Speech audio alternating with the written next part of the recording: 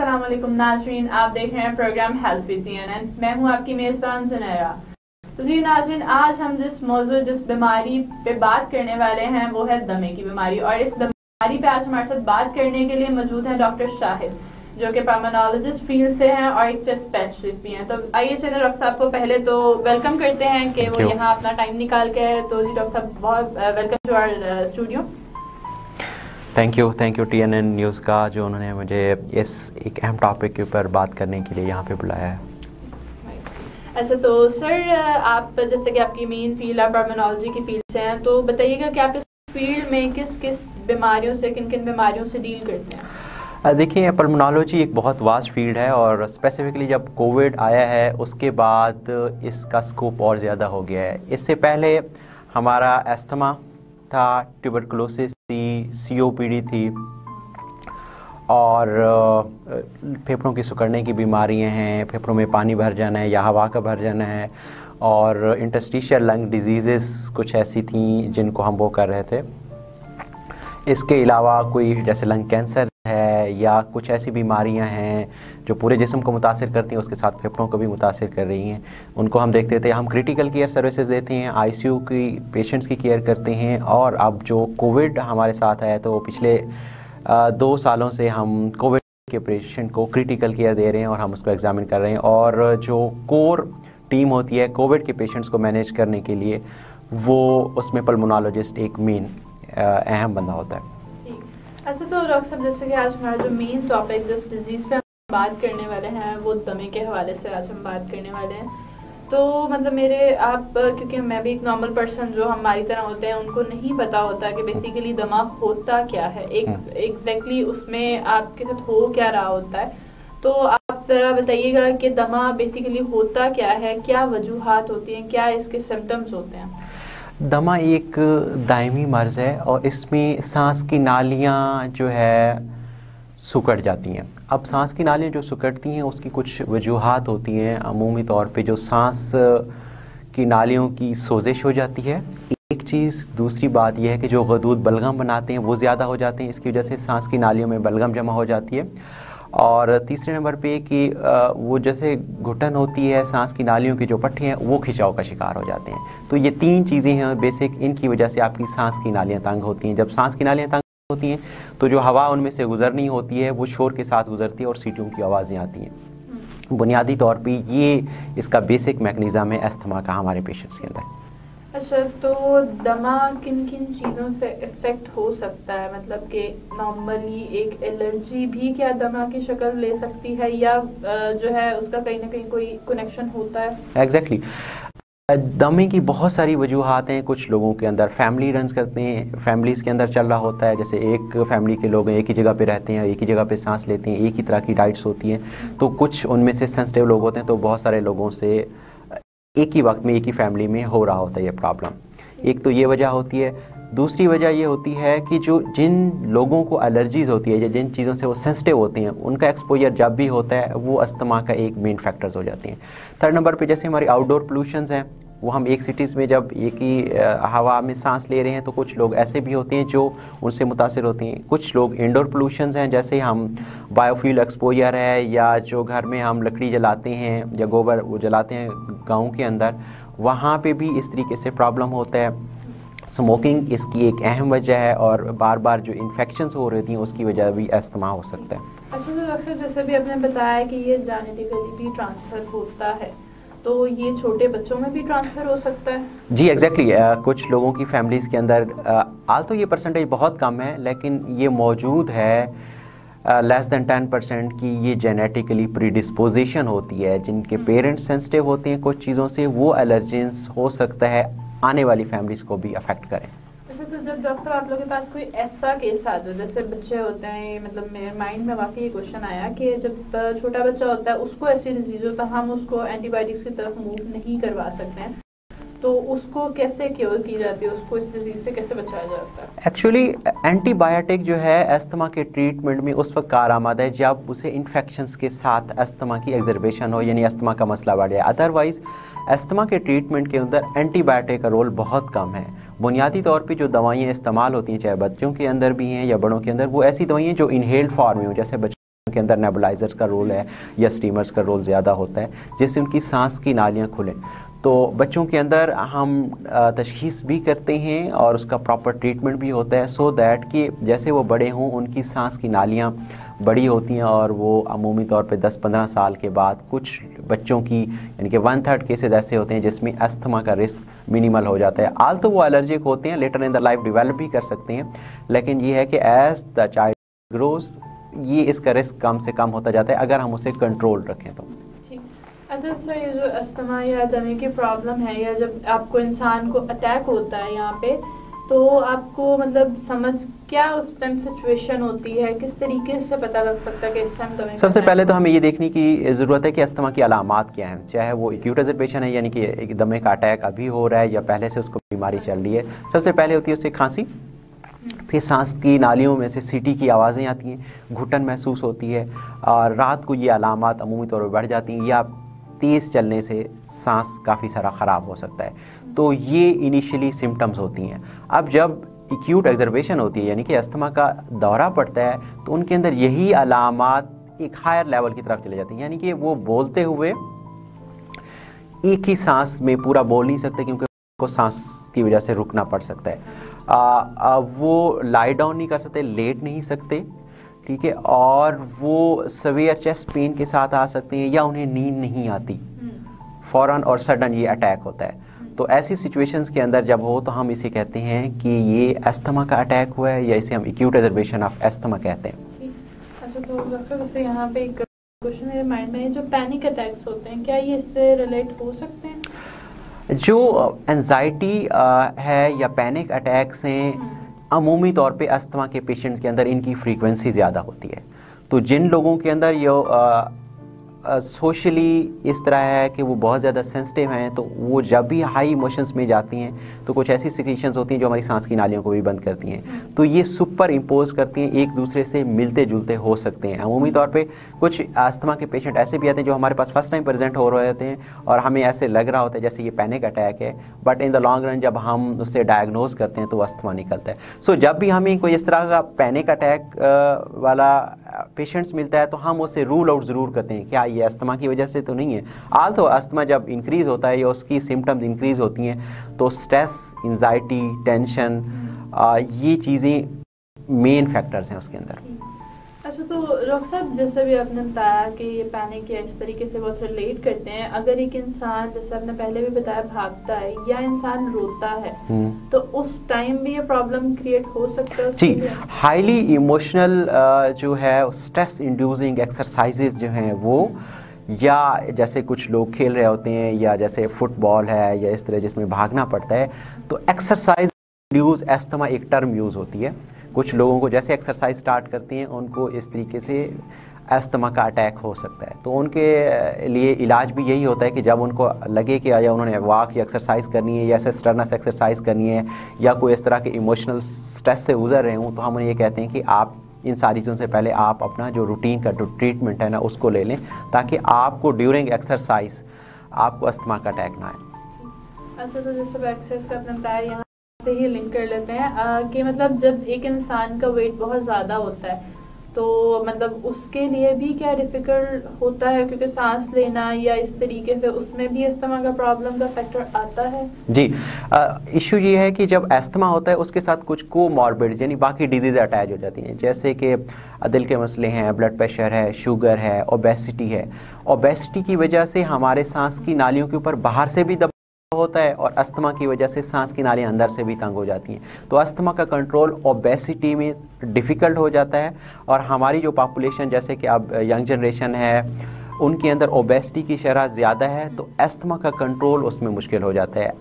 Obesity की वजह से अस्थमा हो भी सकता है और जो अंडरलाइंग चल रहा होता है उसकी सेवेरिटी इंक्रीज़ हो जाती है और उसका कंट्रोल थोड़ा सा मुश्किल होता है। तो अस्थमा के पेशेंट के लिए अपना वेट कंट्रोल करना बहुत ज़्यादा ज़रूरी है। अच्छा, तो डॉक्टर साहब यहाँ पे अभी एक ब्रेक का वक्त हो रहा है, तो ब्रेक लेते हैं। जी नाज़रीन, इस वक्त हम एक छोटी सी ब्रेक लेते हैं और वापस आके इसी तरीके से इसी मौजू पर डॉक्टर साहब से मज़ीद गुफ्तगू करेंगे। देखते रहिए।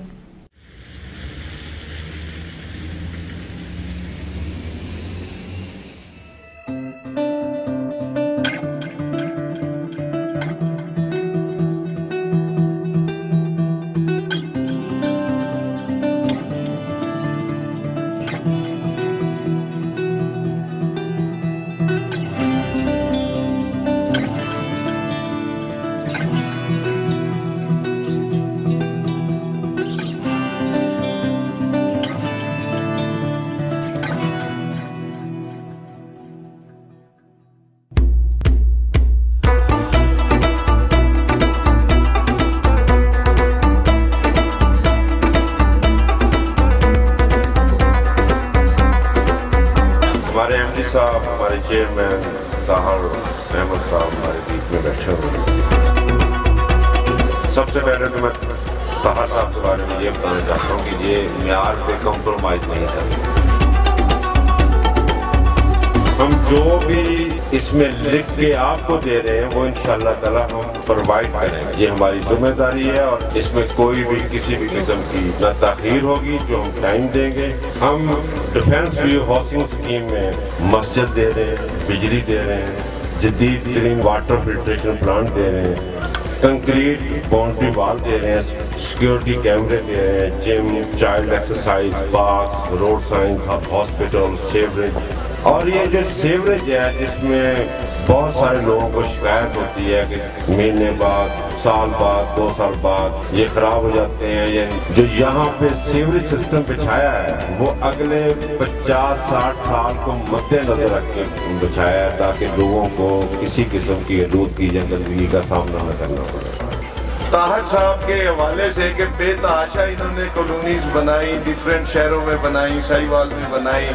मुझे किसी ने कोई शिकायत आके नहीं की कि जी कि मेरी कोई कंप्लेंट है, आप हमारा ये फैसला करवा दें। गोजरा वालों को अर्ज कर रहा हूँ कि जी कि आप ये 4 दीवारी के ये अंदर बैठे हैं, ये आप महफूज बैठे हैं।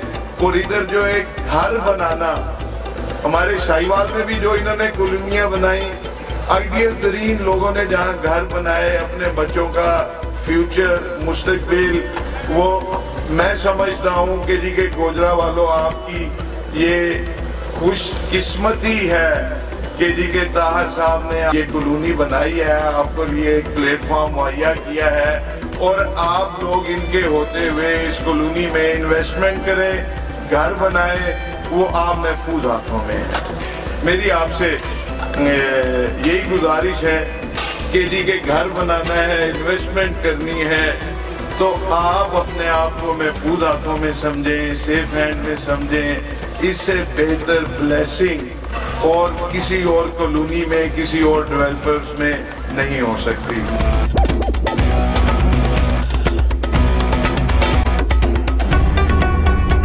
तो ताहर साहब से रिक्वेस्ट करता हूँ कि वो अपने ख्यालात का इज़हार करें। आने वाले तमाम मुअज़्ज़ज़ मेहमानों का बहुत शुक्रगुज़ार हूँ। पिछले 25 साल से हमारी कंपनी काम कर रही है। हमारी सबसे अवलीन तरजीह में ये है कि हम अल्लाह के लिए काम करें, उसकी मखलूक के लिए काम करें ताकि हमारे लिए आसानी और बेहतर पैदा हो। हमारी कंपनी के 2-3 असूलों में सबसे बड़ी बात सिर्फ एक ही है, किसी पार्टी के साथ, किसी क्लाइंट के साथ कोई मिसहैप हो जाता है, फ्रॉड हो या धोखा हो, हम उसकी टोटल पेमेंट वापस करने के लिए तैयार हैं। किस्तों में प्लॉट लिया हुआ है या कैश लिया हुआ है, इन केस अगर वो बेचना चाहता है या वापस करना चाहता है तो कंपनी सबसे पहले खरीदार है। वजह यह है कि हम यहाँ कंफर्टेबल लेवल एक देते हैं, बातें कम करते हैं, काम ज़्यादा करते हैं, ये आपने देख लिया होगा।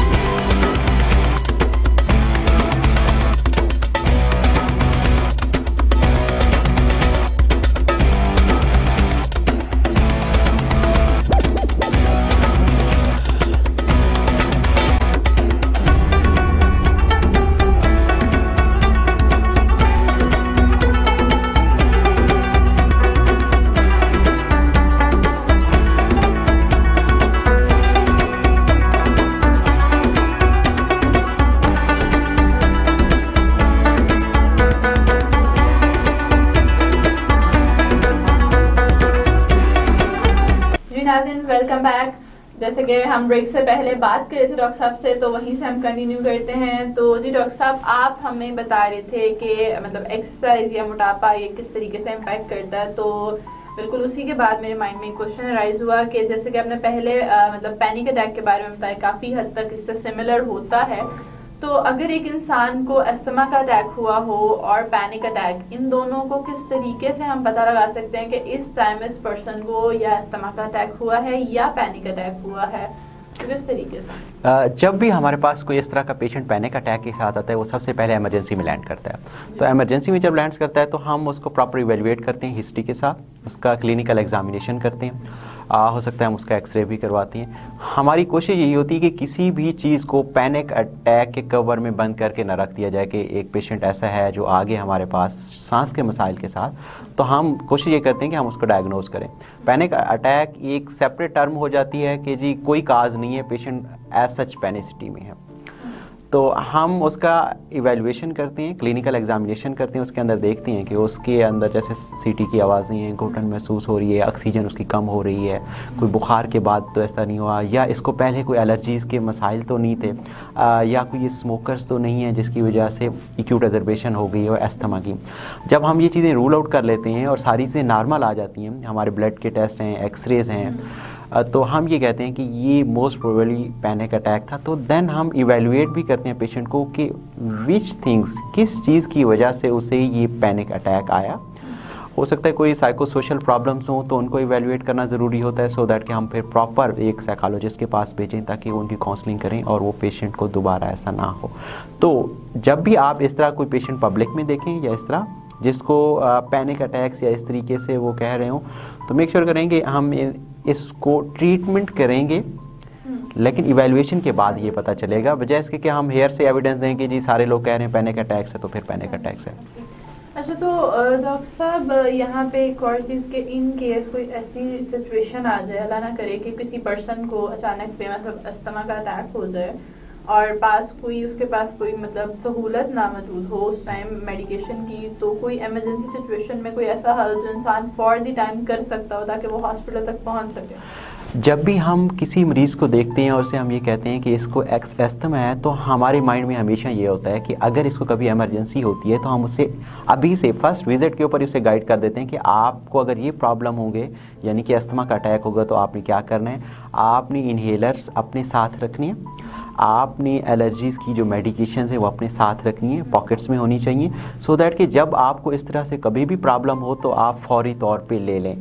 अमूमी तौर पे कोशिश ये करेंगे अगर आपको कोई लगता है कि कोई पेशेंट अस्थमा का है तो इमीडिएटली नेबुलाइज़र होते हैं या करीबी इन्हेलर्स कहीं से अवेलेबल है तो वो उसे दे दें, एक दफ़ा दें और उसके बाद उसे लिटा दें, उसके पास रहें, उसको फ्रेश एयर में रखें और उसके बाद देखें दोबारा उसको अस्थमा की जो एमरजेंसी मेडिकेशंस हैं वो दें। अगर तो 4 से 5 मिनट में वो बेहतर हो जाता है, वेल एंड गुड, नहीं होता तो आप करीबी एमरजेंसीज के साथ हो जाएं, और या उसका जो ट्रीटिंग फिजिशियन है अगर उसे इल्म है कि कौन उसका इलाज कर रहा है तो इमीडिएटली उसके साथ रब्ता करें ताकि उसकी ट्रीटमेंट बेहतर हो सके। अच्छा, तो डॉक्टर साहब यहाँ पे एक और सवाल जो राइज होता है कि जो अस्थमा की डिजीज़ है ये किस हद तक ख़तरनाक हो सकती है? दमा इंसान के लिए किस हद तक ख़तरनाक है? दमा बुनियादी तौर पे काबिल इलाज बीमारी है। जब हम इलाज करते हैं तो उसका मकसद यही होता है कि इंसान को डे टाइम में कोई प्रॉब्लम ना हो, नाइट टाइम में उसको सांस के कोई मसाइल ना हो, या जो एक्टिविटीज़ वो कर रहा है, जो फैमिली लाइफ वो गुजार रहा है उसमें कोई लिमिटेशन ना हो। ये 3 गोल्स होते हैं अस्थमा के ट्रीटमेंट के। अगर ये हम अचीव नहीं कर रहे तो इसका मतलब ये होगा हमारा ट्रीटमेंट नाकाफ़ी है। नाकाफ़ी ट्रीटमेंट के लिए हम फिर फर्दर उसको इवेलुएट करते हैं और उसका प्रॉपर अप टू डेट करते हैं ट्रीटमेंट का।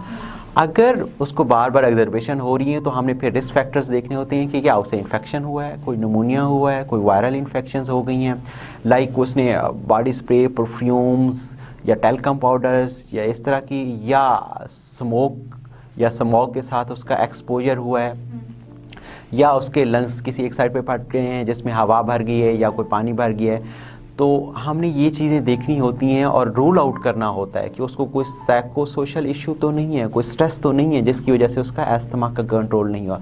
अमूमी तौर पे ऐसा होता है जो लोग अलोन रहते हैं, अकेले रहते हैं, या जहाँ पे इलाज की सहूलियात नहीं है या वो चेकअप नहीं करवाते, तो अस्थमा ऐसे में बहुत ज़्यादा ख़तरनाक हो सकता है और अल्लाह करे उसमें डेथ भी हो सकती है जब तक पेशेंट इमरजेंसी में नहीं पहुँचता प्रॉपर इवैल्यूएशन और ट्रीटमेंट के लिहाज से। अच्छा, तो it was a hidden disease है, कभी अचानक से अटैक हो जो किसी इंसान को बहुत वर्स्ट अटैक हो सकता है, या ये टाइम के साथ फ्लो के साथ चलती है? अमूमी तौर पे जो एलर्जीज़ होती हैं वो जब हम देखते हैं तो एलर्जीज़ जब फैमिलीज़ में चल रही होती है तो वो बचपन से मसला स्टार्ट हो जाता है। कुछ हिस्ट्री फैमिली में मौजूद होती है और कुछ उसके बार बार थोड़े छोटे छोटे से अटैक आ रहे होते हैं। अब इशू ये होता है कि हमें उन्हें इग्नोर नहीं करना है। ऐसे साइंस जब हमारे किड्स में हैं या अडल्टहुड में हैं तो हमें उन्हें इग्नोर नहीं करना चाहिए, हमें उन्हें प्रॉपर इवैल्यूएट करवाना चाहिए पल्मोनोलॉजिस्ट से, ताकि वो उसकी तशखीस करें। पहला अटैक अमूमी तौर पे इतना ज़्यादा सवेयर नहीं होता अनटिल अनलेस के पेशेंट को किसी ख़ास चीज़ से जब पहली दफ़ा ज़िंदगी में एक्सपोजर हुआ है और बहुत सारा उसको प्रॉब्लम हो गई जिसकी वजह से सवेयर अटैक होता है और एट दैट टाइम डेथ भी हो सकती है। तो हमें इल्म नहीं होता एलर्जीज़ की वजह से, या बाज़ वक़्त पेशेंट हिस्ट्री प्रॉपर नहीं दे पाते, या पेशेंट्स के साथ कोई ऐसा नहीं होता जो हमें हिस्ट्री दे सके, तो ये फर्स्ट अटैक भी कभी कभार ऐसे होता है जो कभी हिस्ट्री ना हो पहले, वो बहुत ख़तरनाक हो सकता है। अच्छा, तो डॉक्टर साहब क्या डर का फैक्टर ये भी इम्पेक्ट कर रहा होता है? जैसे कि एक बच्चा है और मतलब आपको पता है कि छोटे बच्चे को अगर, या नॉर्मल एज का भी बच्चा है, उसको मतलब ये डिजीज़ है और वो मतलब अपने पेरेंट्स से किसी गलत हरकत से उससे डरता है, तो क्या उस डर के बायस भी उसको ये अटैक हो सकता है? एग्जैक्टली हम अगर इसकी काजेज़ देखें ना, एक्सट्रीम इमोशंस और एक्सट्रीम स्ट्रेस, ये तो एक अहम चीज़ें हैं जो अस्थमा के रिस्क को भी बढ़ा सकती हैं, और अगर अस्थमा है तो अस्थमा के अटैक की शिद्दत को भी बढ़ा सकती हैं। तो जब भी हमने कुछ ऐसी चीज़ें देखनी है तो ये ज़रूर देखना है कि हमने अगर बच्चों की इस्लाह करनी है या कुछ इस तरह, तो बहुत ज़्यादा स्ट्रेसफुल सिचुएशन में वो ज़ाहिर है मेंटली भी बहुत ज़्यादा डिस्टर्बिंग होता है और डेफिनेटली फ़िज़िकली भी ये काफ़ी सारे लोगों को हर्ट कर सकता है, और अस्थमा अगर है तो उसका रिस्क बढ़ सकता है और एक्यूट रिजर्वेशन यानी कि अस्थमा के अटैक के चांसेस भी बढ़ सकते हैं। अच्छा, तो डॉक्टर साहब ये जो अस्थमा है, ये डिजीज़ जैसे कि आपने बताया काबिल इलाज है, तो क्या ये मेडिकेशन के साथ ठीक हो जाती है, या ये इसकी मेडिकेशन थ्रू आउट लाइफ चलती है और आपको कंटिन्यूस बेस पे लेनी पड़ती है? अमूमी तौर पे हमने देखना ये कि अस्थमा की वजूहात क्या थी जब हमने अस्थमा इसको डायग्नोज किया था। कुछ फैमिली हिस्ट्री में मौजूद होता है तो डेफिनेटली वो वेरी मच कंट्रोलेबल डिजीज़ होती है विद ड्रग्स, हम दवाइयाँ देते हैं और वो कंट्रोल रह जाता है। ख़ासतौर पे उस सीज़न में जब एलर्जीज़ के प्रॉब्लम्स हो रहे होते हैं, जैसे कि हमारे पास सीजनल वेरिएशंस में सर्दियों में ज़्यादा आ जाता है, या कटाई वाले मौसम में जैसे गंदम की कटाई वाला मौसम है उसके अंदर भी रिस्क ज़्यादा हो सकता है। तो हमने ये देखना है कि इसकी वजह क्या थी। अगर तो हम एलर्जीज़ को कंट्रोल कर लें विद मेडिकेशंस और एक्सपोजर कम कर दें जिन जिन चीज़ों से मरीज़ को एलर्जी का प्रॉब्लम हो रहा है या अस्थमा का, तो अगर हम उसे कंट्रोल कर लेते हैं तो यही है, जैसे वो कहते हैं कि prevention is better than cure. तो प्रिवेंशन इस बीमारी का आधा इलाज है, बाकी आधा डेफिनेटली दवाइयों के साथ है, और वो भी हम उस वक्त देखते हैं जब पेशेंट्स को इसकी सिम्टम्स आ रही हैं अस्थमा की। अस्थमा डायग्नोज्ड है और उसे प्रॉब्लम नहीं हो रहा तो हम उसे फॉलो अप के ऊपर रखते हैं, देखते हैं कि उसका जो रेस्पिरेटरी फंक्शन है या सांस लेने की जो सलाहियत है वो नॉर्मल है, तो हम उसे एडिशनल ट्रीटमेंट नहीं देते, हम उसे मॉनिटर करते रहते हैं। हाँ, हम जब लगे कि इसकी सिम्टम एक ख़ास हद से ज़्यादा हो रही हैं तो फिर हम उसे ट्रीटमेंट देते हैं। ट्रीटमेंट भी हर 3 मंथ्स के बाद स्टेप अप हो जाता है, यानी दवाइयाँ बढ़ाई जा सकती हैं या कम की जा सकती हैं, डिपेंड कि पेशेंट की क्लिनिकल सिचुएशंस क्या है इस वक्त। अच्छा, तो अभी जैसे ऑलरेडी विंटर सीजन ही चल रहा है, पास अभी तो कुछ दिनों पहले बारिशों की वजह से थोड़ा सा कंट्रोल हो गया है, तो स्मोक का फैक्टर इफेक्ट कर रहा होता है और किस तरीके से इफेक्ट कर रहा होता है? जी, जैसे हमने पहले भी बात की है कि इन्फेक्शंस हैं, जैसे वायरल इन्फेक्शंस हैं, जैसे अब कोविड था तो कोविड सुपर इम्पोज हो जाता था अस्थमा के साथ, तो अस्थमा का कंट्रोल मुश्किल हो जाता था। वो बाज़ का दोनों चीज़ें एक जैसे मिलती जुलती थी तो लोग बहुत ज़्यादा पैनिक में आ गए थे एट दैट टाइम। अब जैसे हमारे पास इस वक्त स्मॉग जैसे गुजरी है पिछले दिनों में, अब कुछ बारिशें हुई हैं तो मौसम बेहतर है। स्मॉग एक मेजर फैक्टर है, जब भी आप इनहेल करेंगे टॉक्सिक गैसेस तो वो आपकी सांस की नाली जो पहले से तंग है उसको मज़ीद तंग करेंगे।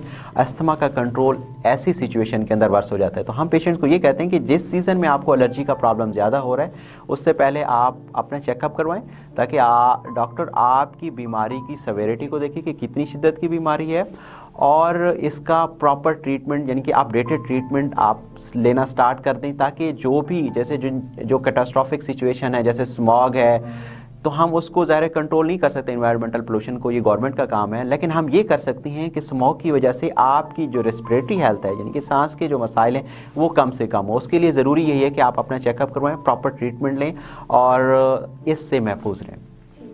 अच्छा, तो डॉक्टर साहब अभी फिर से एक ब्रेक का वक्त हो रहा है, तो जी नाज़रीन इस वक्त हम लेते हैं एक छोटी सी ब्रेक, फिर ब्रेक से वापस आके डॉक्टर साहब से गुफ्तगू कंटिन्यू करेंगे। देखते रहिए DNN न्यूज़। बारिश बहुत हो रही है, जाना जरूरी है क्या? हाँ बाबा।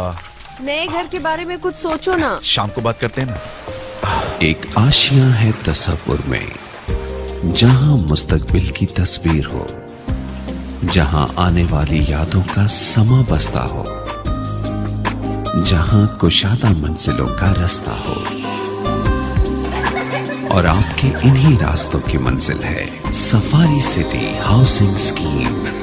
टीई ग्रुप ऑफ कंपनीज के माहिर आर्किटेक्ट और चाइनीज इंजीनियर्स की ज़ेरे निगरानी जदीद तरीन इंटरनेशनल स्टैंडर्ड की कंस्ट्रक्शन, एक कनाल के रिहायशी और कमर्शियल प्लॉट्स, TMA से मंजूर शुदा, ओकाड़ा में पहली बार solar garden lights, water filtration plant, जदीद मोनूमेंट्स, कुशादा मेटल रोड्स, कम्युनिटी सेंटर, मस्जिद, school, gym, electricity, e tag gate, iron gate, boundary wall, sewerage का जदीद निजाम, stainless steel poles, playground, play land, parks, green belt, traffic sign, entry road sign, cat eye, interior stone, kerb stone, security कैमरे, 24 घंटे on location security team की मौजूदगी बनाए आपके लिए एक महफूज और पुरसकून जिंदगी को यकीनी।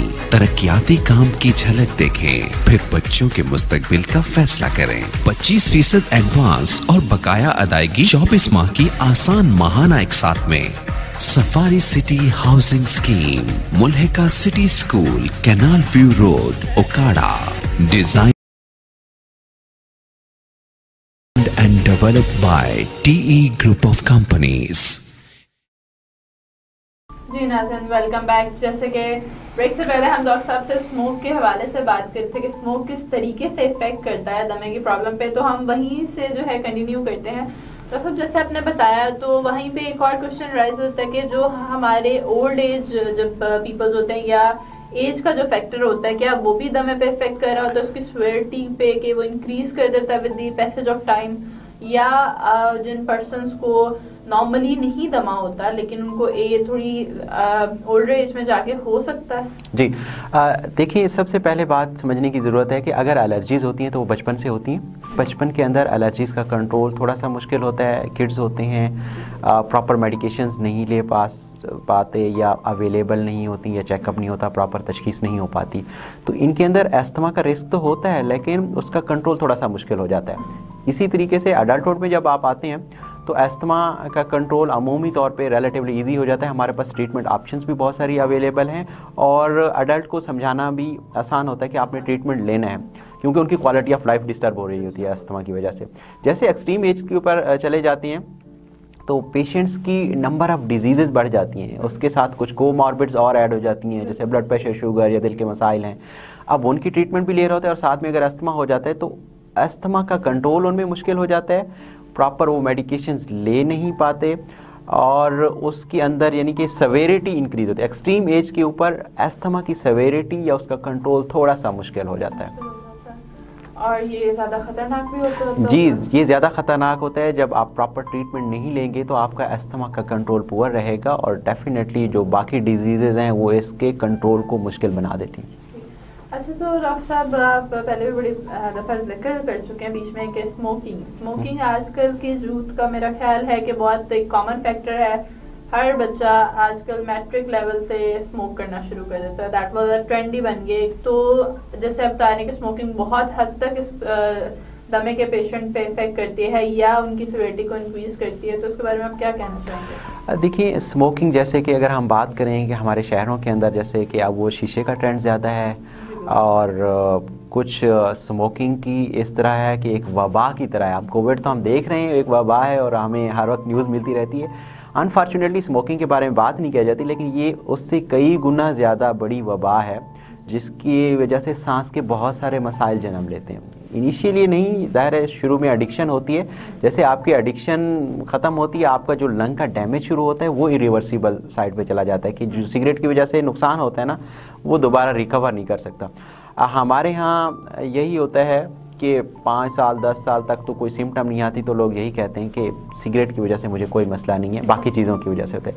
बट जब ये लंग का डैमेज इतना हो जाता है तो वो रिवर्सिबिलिटी बहुत मुश्किल हो जाती है। जैसे अब हम देहात की तरफ चले जाएँ तो देहात में लोग हुक्का पीते हैं, और जैसे हुक्के की नाली बंद हो जाती है, वो मट्टी धुआं गर्द गुबार से वो जो निकलती है उसके टोबैको से, तो वो जैसे हमारी सांस की नाली में जाती है तो उसको मज़ीद तंग कर देती है। तो COPD जो अस्थमा का एक अल्टरनेट है जो सिगरेट पीने वालों में होता है, वो बहुत ज़्यादा सवेयर हो जाता है ऐसे मरीज़ के अंदर। तो हमारे यहाँ हाउस होल्ड में जैसे हमारी ख़वातीन हैं वो घर में लकड़ियाँ जलाती हैं, उसका जो धुआं होता है वो काफ़ी सारे लोगों को डिस्टर्ब कराता है। सो धुएँ की मुख्तलिफ जो टाइप्स हैं, जैसे हमारे पास इंडस्ट्रियल धुआं है, कुछ घरेलू है, और कुछ हम अपने हाथ से मुंह की तरफ ले जाते हैं जो स्मोकिंग है और हुक्का स्मोकिंग। अब नया ट्रेंड जो शीशा है वो उससे कई गुना ज़्यादा ख़तरनाक है। तो ये मल्टीपल फैक्टर्स हैं जो हमारे सांस की नालियों को बंद करते हैं। अनफॉर्चुनेटली होता ये है कि जब बहुत सारा डैमेज हो जाता है तब मरीज़ को एहसास होता है कि ये सिगरेट बहुत ज़्यादा नुकसानदेह है। अच्छा, तो डॉक्टर साहब अभी आप सांस की नाली के हवाले से बात कर रहे थे, तो उसी के हवाले से बात कर लेते हैं कि जो सांस की नाली है उसकी सोजिश या उसकी जो स्वेलिंग होती है उसकी क्या रीज़न होती है और वो दमे पे कैसे इफ़ेक्ट कर रही होती है? देखिए, अगर हम दमे की बात करें, दमे की 3 मुख्तलिफ कंपोनेंट हैं। सबसे पहले तो ये है कि सांस की नाली की अंदरूनी साइड पे सोजिश हो जाती है जिसे हम इन्फ्लेमेशन कहते हैं। दूसरे नंबर पे ये होता है कि सांस की नाली के जो पट्टे हैं उनका खिंचाव हो जाता है। तीसरे नंबर पे जो बलगम बनाने वाले जो गदूद होती हैं उनकी सिक्रीशन ज़्यादा हो जाती हैं, रतूबतें ज़्यादा हो जाती हैं, जिसकी वजह से बलगम ज़्यादा बनता है। अब जो सोजिश होती है उसकी वजूहात हम देखते हैं। सबसे पहले तो यही है इन्फेक्शन। कोई भी इन्फेक्शस ऑर्गेनिज्म आता है, वायरस है या बैक्टीरिया है, वो हमारी सांस की नाली में जाता है तो वो सोजिश कर सकता है। दूसरा ये है कि जैसे स्मोक है, स्मोकिंग का इफ़ेक्ट्स है वो हमारे कर सकते हैं। इंडोर पोल्यूशन है या आउटडोर पोल्यूशन हैं, कोई तेज़ पंजेंट स्मेल्स हैं वो कर सकती हैं, इस तरह की चीज़ें, या कोई रेडिएशन का एक्सपोजर है जो हम इनहेल कर रहे हैं। इवन कुछ लोगों को तेज़ परफ्यूम है, बॉडी स्प्रेस, टेल्कम पाउडर्स या इस तरह पंजेंट स्मेल्स जो हैं वो हमारी सांस की नाली में जाती हैं और उसको सोजिश करती हैं। सोजिश की वजह से सांस की नाली हमारी, उसका जो डायमीटर है वो कम हो जाता है। डायमीटर कम होता है तो जो हवा उसमें से नॉर्मली गुजरनी थी वो गुजर नहीं पाती, तो आपको प्रॉपर सांस नहीं आता। जी, ये सवेरिटी को इंक्रीज करता है। अच्छा, तो डॉक्टर साहब इससे थोड़ा सा हट के क्वेश्चन जो मेरे माइंड में आया दैट वाज अबाउट प्रेगनेंसी, कि जो प्रेग्नेंट वुमेन्स होती हैं उनके अंदर भी ये मतलब ड्यूरिंग प्रेगनेंसी इसका कोई इफेक्ट आ सकता है? जी, हमारे यहाँ अमूमी तौर पे 10% पॉपुलेशन एस्थमेटिक है, including male and female. Pregnancy के साथ प्रॉब्लम ये है कि अस्थमा की काफ़ी सारी मेडिकेशंस हैं जो महफूज नहीं है, खाने वाली ख़ास तौर पे दवाइयाँ, तो हम वो प्रॉपर दे नहीं सकते। लेकिन इसका कंट्रोल बहुत अच्छा हम कर सकते हैं कि अगर कुछ ऐसे हैं जिनको अस्थमा है और वो प्रेग्नेंट होना चाह रही है, कंसीव करना चाह रही हैं, तो उनको अपने डॉक्टर से मिलना चाहिए ताकि अपनी जो सांस की हेल्थ है उसके बारे में वो आगाही ले सकें, और कितना एक मुश्किल होगा अस्थमा कंट्रोल करना प्रेगनेंसी के दौरान, उसको इवेलुएट करवा लें। एक चीज़। दूसरी बात यह कि अगर अस्थमा प्रेगनेंसी में कंट्रोल नहीं होता तो बच्चे की ग्रोथ मुतासर होती है। ज़ाहिर है जो माँ ने सांस लेना है वो 2 जानों के लिए लेना है, एक अपने लिए और एक बच्चे के लिए। तो अगर उसको प्रॉपर सांस नहीं आएगा तो बच्चे की ग्रोथ मुतासर हो सकती है, और ऑक्सीजन की अगर कमी होती है तो बच्चे की डेथ भी हो सकती है, एक्सट्रीम जैसे प्रेगनेंसी एंड ऑफ टर्म में होती है। तो प्रेगनेंसी के अंदर ज़रूरी ये है कि अस्थमा का कंट्रोल आपका अच्छा हो, और आपका अपने गायनेकोलॉजिस्ट से और पल्मोनोलॉजिस्ट से बहुत अच्छा लाइजान होना चाहिए, चेकअप होना चाहिए, ताकि आप और आपका बच्चा महफूज रहें। अच्छा, तो डॉक्टर साहब हमारे पास थोड़ा सा टाइम रह गया है, तो आप कोई हमारी नाज़रीन या हमारी पब्लिक को कोई पब्लिक अवेयरनेस मैसेज देना चाह रहे हो तो आप दे सकते हैं। जी, अस्थमा कंट्रोलेबल बीमारी है और हमारे 10% पॉपुलेशन जो है इससे अफेक्टेड है। मेन चीज़ें हमारी यही हैं कि जैसे स्मोकिंग है, आउटडोर पोल्यूशन है, इंडोर पोल्यूशंस हैं या इन्फेक्शंस हैं। तो जब भी इस तरीके से कोई चीज़ हो तो हमें अर्ली अपने डॉक्टर को मिलना चाहिए, उसको इवैल्यूएट करवाना चाहिए, ताकि वजह से कि कोई आपको अटैक है या इस तरह जो जानलेवा अल्लाह ना करे साबित हो, तो ज़रूरी है कि आप अपना चेकअप करके अपनी तशख़ीस करवाएं। अगर आपका डॉक्टर आपको मेडिसिन रेकमेंड करता है तो उसको आप स्टार्ट करें और प्रॉपर फॉलो अप करें ताकि आपके लिए प्रॉब्लम कम से कम हो। स्मोकिंग छोड़ देनी है, हेल्दी लाइफस्टाइल रखना है अपना। और जब आप घर से बाहर निकलें, अभी तो कुछ पाबंदियां भी हैं, जैसे हम मास्क पहनते हैं, लेकिन इससे पहले भी ज़रूरी यही है कि आप जब घर से बाहर निकलें तो कोशिश करें मास्क लगा लें, ताकि आपको धुआं, मट्टी, गर्द, गुबार या आउटडोर पोल्यूशन है वो आपकी सांस की नाली में जाके उसको तंग ना कर सकें। थर्ड नंबर पे ये है कि अगर ओबेसिटी है आपके साथ, तो ओबेसिटी आप वेट कम करें ताकि आपका अस्थमा का कंट्रोल बेहतर हो। फोर्थली ये है कि कुछ वैक्सीन्स अवेलेबल हैं इन्फेक्शन के अगेंस्ट, जैसे फ्लू की वैक्सीन्स हैं और नमूनिया की वैक्सीन्स हैं। तो हम ये चाह रहे होते हैं कि जब भी पेशेंट्स इस तरह फ्लू का सीज़न है तो उससे पहले फ्लू की वैक्सीन्स लगवा ले, ताकि उसे फ्लू की वजह से उसका अस्थमा का कंट्रोल ख़राब ना हो। इस तरह नमूनिया की वैक्सीनेशन अवेलेबल हैं, वो हम रूटीन में पेशेंट्स को करवाते हैं। थर्ड, अब ये जो एक मेजर फैक्टर आया हमारे पैंडेमिक की सूरत के अंदर कोविड का, तो कोविड की वैक्सीनेशंस भी आप अपनी लगवाएं, ताकि आप इन बीमारियों से महफूज हों। और इन बीमारियों से अगर महफूज होंगे तो आपका अस्थमा का कंट्रोल बेहतर होगा। आप अस्थमा के साथ पुरएतमाद ज़िंदगी गुजार सकते हैं जैसे नॉर्मल लोग गुजारते हैं। जी नाज़रीन, इसी के साथ हमारा आज का प्रोग्राम का वक्त ख़त्म हो रहा है। उम्मीद करती हूँ कि आज का प्रोग्राम आपके लिए फ़ायदेमंद साबित हुआ होगा और बहुत इन्फॉर्मेटिव रहा होगा। तो हम लोग डॉक्टर साहब के बहुत शुक्रगुजार हैं कि उन्होंने अपना कीमती वक्त निकाला और यहाँ आके इतना हमें टाइम दिया, तो thank you very much. And जी नाज़रीन, इसी के साथ आज का प्रोग्राम ख़त्म करते हैं। अपनी मेज़बान सुनहरा को इजाज़त दीजिए, फिर मुलाकात होगी एक नए प्रोग्राम के साथ। तब तक के लिए ख्याल रखिएगा। अल्लाह हाफ़िज़।